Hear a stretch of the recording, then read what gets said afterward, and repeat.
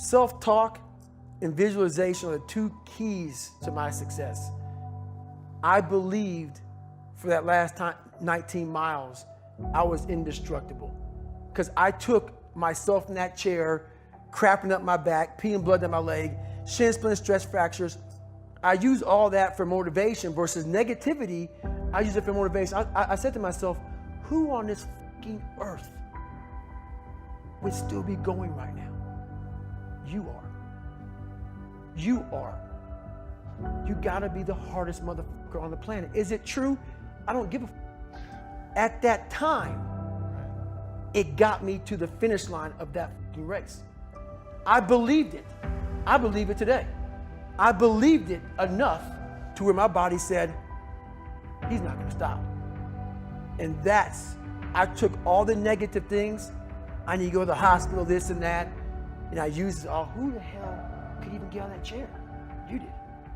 Who the hell would even think about taping stress fractures up? You did. All those things I use for motivation. When you really sit back at your life and you are in that dark room and you're looking at where you started from and you tell yourself, God, dog, man, my mom is this way, my stepdad got murdered, my dad beat the shit out of me, I can't read and write to save my fucking soul, I've lied about it to everybody, I've cheated on all these tests. My God, man. And then you put a goal in your mind. How are you gonna feel, man, when you accomplish this goal coming from that? Coming from the fucking hell you came from. A lot of people start from a good starting point. They have a good foundation. What if you can surpass all of these motherfuckers? What if everybody who was way up here started up here, and you started with no legs. You had to grow legs to even start walking, and then crawling, and then running, and then you start passing people with all this given to them. I had to use all this negative shit that was making me weak and horrible as a person. I had to use this as the power that now fueled me. I had to flip it on its head and say, hold up. This might be exactly what I need. The darkness is exactly what I need. It's how you look at your situation. And I was looking at it all fucked up. These are the facts, and they are undisputed. Your problems and your past aren't on anybody else's agenda. Not really. You may have a few people in your inner circle who care about what you're going through, but for the most part, no one gives a shit because they're dealing with their own issues and focused on their own lives. I learned that the hard way. On our drive from Buffalo to 117 South McGuire Street in Brazil, Indiana, when I was 8 years old, I assumed I was going to walk into the biggest pity party of all time. I expected balloons, cake, ice cream, and big warm hugs. Instead, it was as if all the pain and terror never happened. Sergeant Jack didn't deal in pity. He was out to harden my shell, and that's exactly what he did. Pity is a soothing balm that turns toxic. At first, when your family and friends commiserate with you and validate the reasons you have for grumbling about your circumstances, it lands like sympathy. But the more comfort pity brings you, the more external validation you'll crave, and the less independent you will become, which will make it that much more difficult for you to gain any traction in life. That's the vicious cycle of pity. It saps self-esteem and inner strength, which makes it harder to succeed. And with each subsequent failure, you will be more tempted to pity yourself. Look, I get it. Life isn't fair or easy. A lot of us are doing a job that we don't want to do. We feel we are above the tasks coming our way, and that the world or God or the fates have sentenced us to live in a box we do not belong in. When I was a night shift security guard at a local hospital, I felt that work was beneath me. So I showed up every night with a voice in my head screaming, I don't want to be here. And that infected everything about my life. I ate my feelings, blew up, and slipped into a deep depression. I wanted a different life, but my shitty attitude made it impossible to create one. Every minute you spend feeling sorry for yourself is another minute not getting better. Another morning you miss at the gym. Another evening wasted without studying. Another day burned when you didn't make any progress towards your dreams, ambitions, and deepest desires. The ones you've had in your head and heart your entire life. Every minute you spend feeling sorry for yourself is another minute spent in the dungeon thinking about what you lost or the opportunities that have been snatched away or squandered, which inevitably leads to the Great Depression. When you are depressed, you are likely to believe that nobody understands you or your plight. I used to think that way, but when Sergeant Jack banged that trash can lid inches from my ear in the morning, he was telling me I wasn't the only little boy who got whipped or suffered from toxic stress. Sometimes the emotions we feel are a product of a f***ed up past.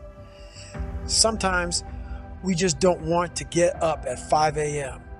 and do hours of chores before school because it sucks.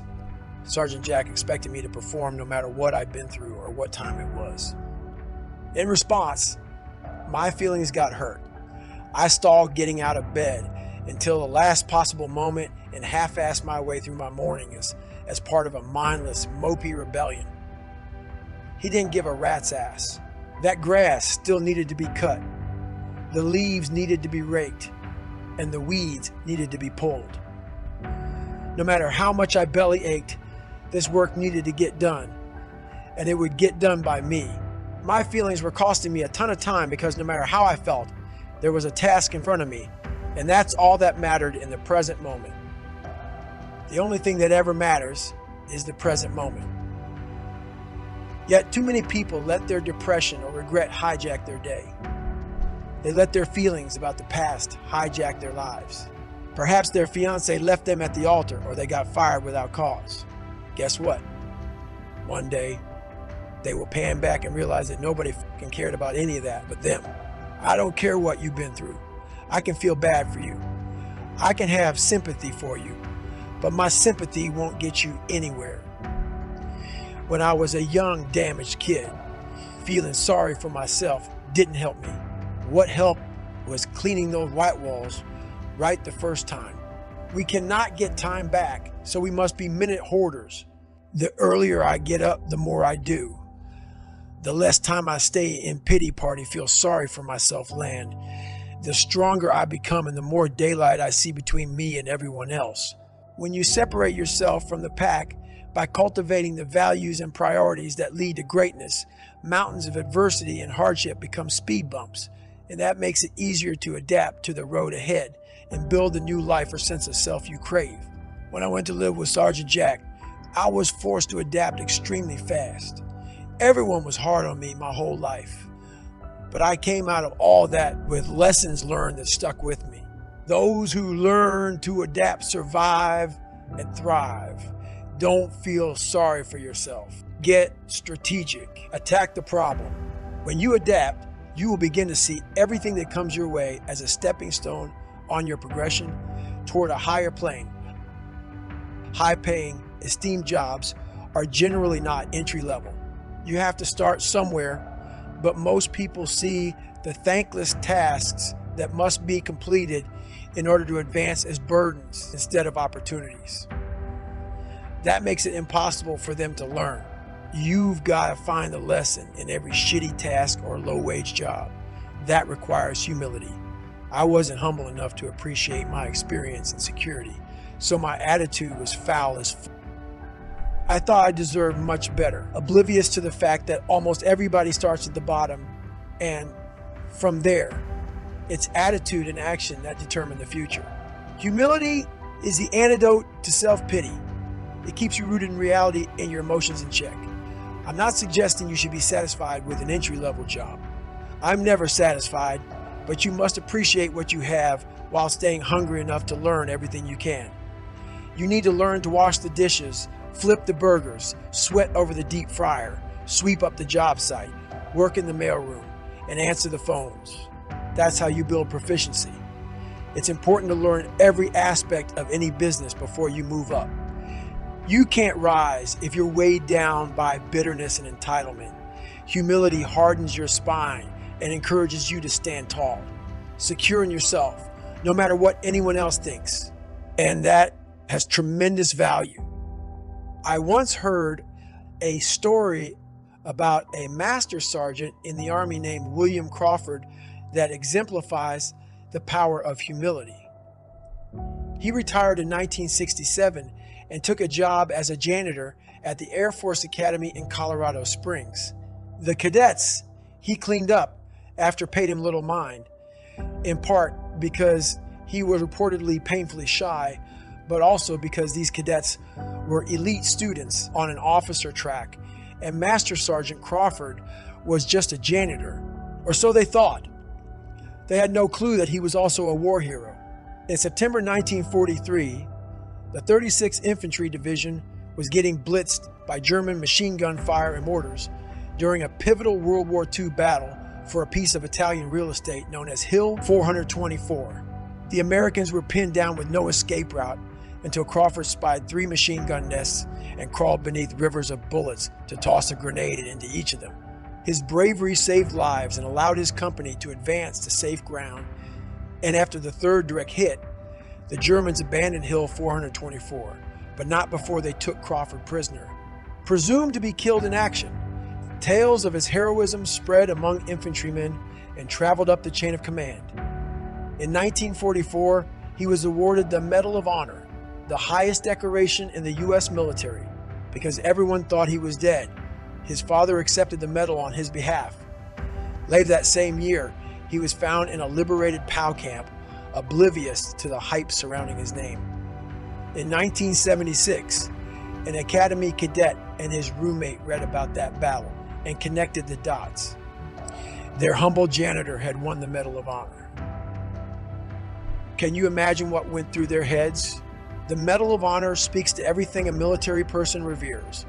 Not the medal itself, but the courage and selflessness inside the human being who earned that medal. Those students wanted to be him, and there he was, mopping their floors and cleaning their bathrooms every day. Master Sergeant Crawford was a walking lesson in self-esteem, courage, character, and especially humility. The way I see it, Master Sergeant William Crawford had figured it the f*** out. The Medal of Honor didn't change him. He rose to prominence by staying humble and risking his own life to save others, and retired into the service of others. It was never about him, and that gave him strength. People who feel sorry for themselves are obsessed with their own problems and their own fate. Is that really much different than the greedy and egotistical people who want to feel better than everybody else? The higher I climb in my life, the more I realize how much I need to mop that floor, because that's where all the knowledge is. There is no grit at the top, no test of resolve in steak dinners, 5-star hotels, or spa treatments. Once you make it in this world, you have to free fall back to the bottom in some way to keep learning and growing. I call this training humility. It's a shedding of your skin that allows you to take on a mission that no one else can see and do whatever needs to be done next. Trained humility is service, but also strength, because when you are humble enough to remember that you'll never know it all, each lesson you learn only makes you hungrier to learn more, and that will put you on a path that guarantees you will grow all the way to the grave. Continued growth only comes when you are willing to be humble.